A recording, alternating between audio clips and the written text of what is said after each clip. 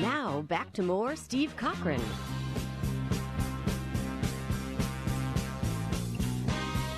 $7:41. Bob Dold, by most accounts, got redistricted out of his congressional seat a couple of years ago. And he now joins us as he is running for a interrupted re-election of sorts. Mr. Dold, good morning. How are you? I am well, thank you. How are you doing? We're doing fine. Thanks for coming on. What was the decision point in getting back in after losing the race last time the way it went down? Well, I think from my perspective, it was about listening to people, and the number of people that I would encounter would say, "Please tell me you're going to run again. Please tell me we need independent leadership. Washington's not working." And literally everybody that I would talk to say, "Washington's not working. We need people that are going to be bridge builders, that are going to be able to break through the gridlock," and which is exactly what the Chicago Tribune and the Daily Herald have said about me in their endorsements of my candidacy. But that was really a decision that was made by my family after being urged to by constituents all over the district. As a moderate Republican, do you see a future for those like you to be able to have a voice in Congress, not just you, but others? In other words, this trend of if it's Democrat, we're not going to listen to it, and this trend of we're going to talk about social issues, a lot of folks are saying this is killing the Republican Party. Do you tend to agree with that? Well, what I know is the fact that people are looking for Washington to work. And frankly, as we look at the polarization of what's happening, we need more bridge builders. We need people that are willing, people, frankly, that have met a budget and a payroll and understand that we need to create a win-win situation for those across the aisle.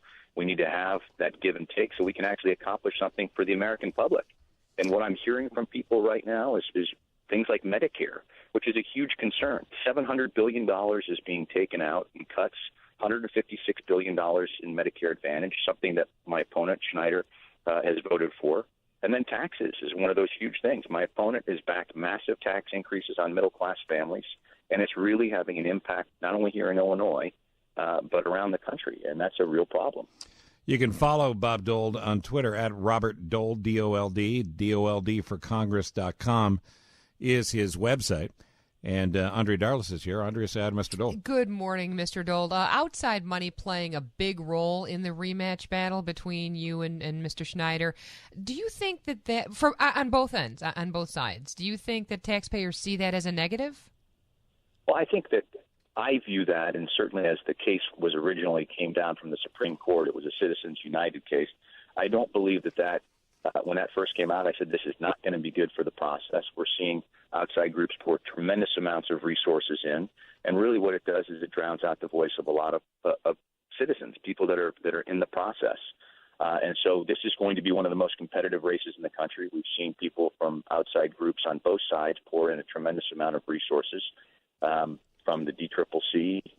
Certainly they've been coordinating with my opponent, and just the negative campaigning is really awful. And what we've done is we've really tried to run a positive campaign, give people an opportunity to vote affirmatively for us, and I think that will make a difference in the next week. Brad Schneider will be on tomorrow to talk about his side of this story, but other than what you've already mentioned, why you over him? Well, I think as it's been outlined in the Daily Herald and the Chicago Tribune and the Chicago Jewish Star, if people take a look, and we've got a unique opportunity to take a look at one term versus one term. I was ranked the most independent bipartisan member at my time in Congress. I run a small business. I meet a budget and a payroll. And frankly, what we need in Washington is people that are willing to break through the gridlock because nothing's happening right now. I've demonstrated my ability to do that, not only working with the other side, but what's interesting is my opponent's been on the wrong side of so many issues, whether it be increased, cuts to Medicare, raising taxes, making it harder. My opponent says one thing and does another. He says he's for small business, but votes against small business 70% of the time. He says he's for manufacturing, but votes against manufacturing nearly 65% of the time. He says, he rallies against the Koch brothers and the fossil fuel industry, but has invested hundreds of thousands of dollars to line his pockets with these investments. So again, he's trying to say one thing and do another. He says he's going to be bipartisan, but has delivered nothing but a partisan record. And frankly, even the newspapers are running, calling him out on his campaign of running just a negative, dirty campaign. And I think that's wrong. I think that certainly the hallmark of the 10th District has been that thoughtful, independent, bipartisan leadership that wants to actually solve problems and get things done It's exactly the type of leadership that I'm going to bring. If Republicans win the Senate and obviously keep control of the House that you're trying to get back to, what's it going to look like for the final 2 years of the Obama White House? Well, I mean, I think that what needs to happen and what the American public are looking for is people to get things done. And frankly, we have so many people that are hurting right now, we know about the jobs deficit, we know about the fiscal deficit. Nobody's talking about the leadership deficit in Washington.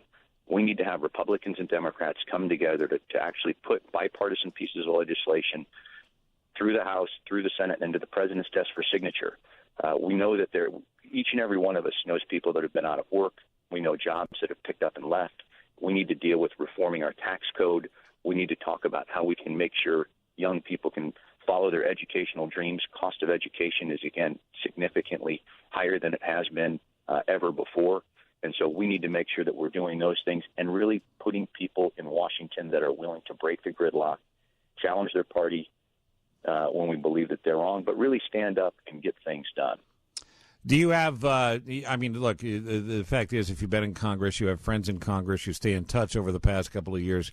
Do you have a sense of a shift in momentum where that can be possible? Because I agree with what you're saying, and frankly, there's an awful lot of people who the last thing they want to hear is if it's Obama's idea, it's a bad idea. As you said, people want to get things done. Well, I mean, what I'll tell you is again, I believe that we have to step up. We've got to solve problems regardless of who wants to take credit for it. I really don't care who takes the credit. Right. What I want to do is make sure that we're solving problems because everybody knows neighbors that are hurting right now. We need to make sure that we are doing this for our country. And I specifically, selfishly, we want to talk about how do we grow jobs in the 10th District. And we've got a unique opportunity to do it. And right now in Illinois, we are unfortunately not leading the country. We're at the bottom of the barrel. And I think we've got one of the greatest opportunities for an economic turnaround. And we should be really leveraging that because it's an important thing to do. So I certainly plan to work with the president, work with those on the other side of the aisle to try to make sure that we are accomplishing things to try to create that environment that enables entrepreneurs, small businesses to be able to grow their business. See, there's 29 million small businesses in our country. If we can create an environment where half of them can create a single job, think about where we'd be then.